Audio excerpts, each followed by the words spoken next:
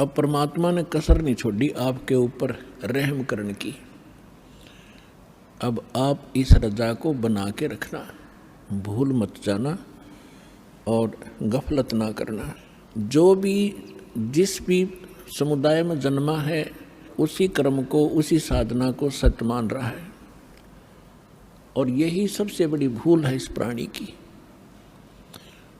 क्योंकि साधना कौन सी ठीक है, ज्ञान कौन सा ठीक है, भगवान कौन पूर्ण है, ये जानकारी का कोई आधार बनाकर हमने चलना पड़ता है। अपनी अपनी डफली, अपने अपने राग से अब काम चलेगा नहीं। परमेश्वर ने स्वयं आकर के जो निर्णय दे दिया, पहले तो आप जी को ये प्रूफ कर दिया गया है कि परमात्मा कौन है। इसमें तो कोई शंका रही नहीं कि हु इज गॉड, कौन है परमात्मा। Kabir is God. Who Kabir, कौन कबीर। हम सुल्तानी नानक तारे दादू को उपदेश दिया, जात जुलाहा भेद न पाया वो काशी महे कबीर हुआ। अनंत कोटि ब्रह्मांड का एक रति नहीं भारे, सतगुरु पुरुष कबीर हैं ये कुल के सिरजनहार। ये भी बता दिया उन महापुरुषों ने जिनको भगवान मिले कि काशी के अंदर जो धानक रूप में, दुल्हे रूप में रहा करते थे, जिसको हम एक कवि माना करते थे, वो पूर्ण परमात्मा है। वो अनंत कोटि ब्रह्मांड के सृजनहार हैं, सबके पालक हैं, और वो हमारे सबके पिता हैं। नानक साहब जी कहते हैं, फाई सूरत मुल्क की वेश, ए ठगवाड़ा ठगी देश, खरासियाना भोता भार। ये धानक रूप रहा करता। ये 24 नंबर पृष्ठ श्री गुरु ग्रंथ साहिब में लिखा है, अंकित है। फिर श्री गुरु ग्रंथ साहिब के 731 पृष्ठ पर लिखा है, अंधुला नीच जात परदेसी मेरा, खिल आवे तिन जावे, और जाकी संगत नानक रहंदा क्यों कर मोंडा पावे। फिर 721 पृष्ठ पर लिखा है श्री गुरु ग्रंथ साहिब जी के, एक अर्ज गुफ्तम पेश तोदर कून करतार, हक्का कबीर करीम तू बेऐब परवरदिगार। फिर अन्य महापुरुषों ने जिनको परमात्मा मिले उन्होंने यही बताया है। दादू साहब जी कहते हैं, जिन मुझको निज नाम दिया सोई सतगुर हमार, दादू दूसरा कोई नहीं ये कबीर सिरजनहार। और भी जितने महापुरुष हुए हैं उन्होंने परमात्मा कबीर जी को ही परमात्मा बताया। हमारे वेद भी परमात्मा को कबीर देव कहते हैं, कबीर साहब कहते हैं, और कुरान शरीफ के अंदर उनको अल्लाह अकबर कहा है। अल्लाह कबीर, कबीर देव, कबीर भगवान, कबीर साहब। तो कहने का भाव ये है कि वो कबीर इज गॉड।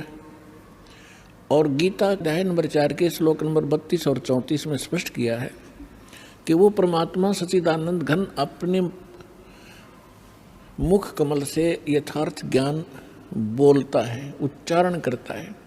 वो सच्चिदानंद घन ब्रह्म की वाणी तत्व ज्ञान कहलाता है। उसके अंदर धार्मिक अनुष्ठानों की जानकारी विस्तार के साथ कही गई है।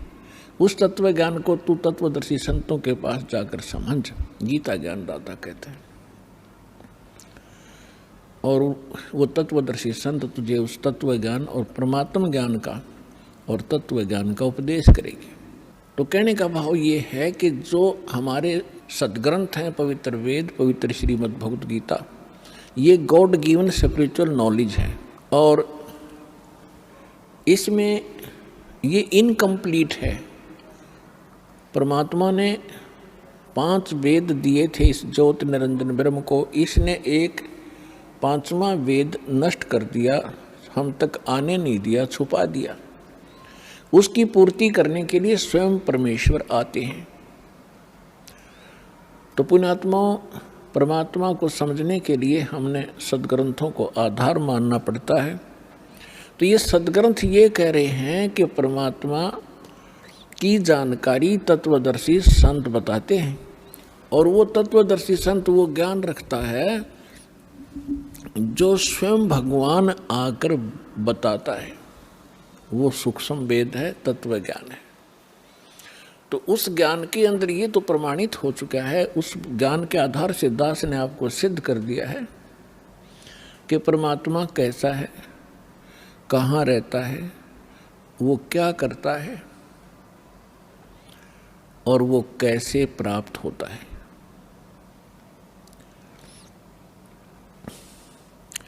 तो अब हमने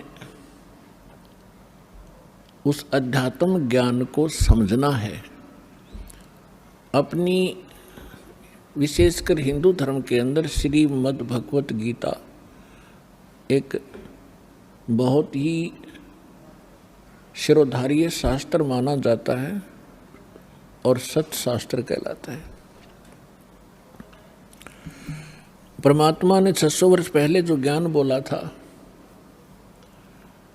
उस समय हमारे धर्म गुरुओं ने परमात्मा का इतना विरोध करा दिया था कि हम भूल गए थे